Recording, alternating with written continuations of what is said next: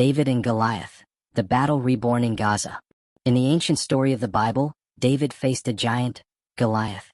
A young shepherd boy, armed with nothing but a sling and faith, stood before a heavily armed warrior who mocked and crushed everyone in his path.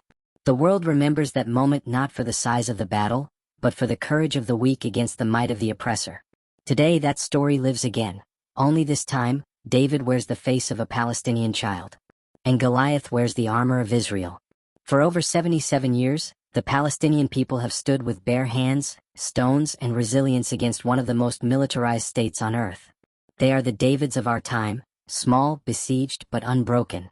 Every bomb that falls on Gaza, every demolished home, every parent holding the body of their child under rubble is another stone cast against the giant of occupation, oppression, and injustice.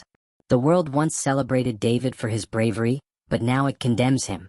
When a Palestinian child throws a stone, the world calls him a terrorist.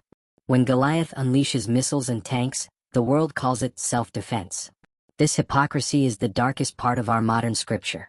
David once stood before Goliath with no armor, yet he had the truth on his side.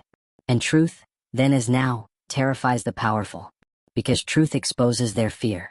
Truth strips away the propaganda that paints occupation as security, genocide as war, and annihilation as defense. But even giants fall. And Israel's power, backed by the silence and complicity of Western nations, cannot erase the moral clarity of this story. History does not remember the giant, it remembers the boy who stood his ground. The children of Gaza, who grow up under drones instead of stars, who learn the alphabet through the names of martyrs instead of fairy tales. Those are our Davids.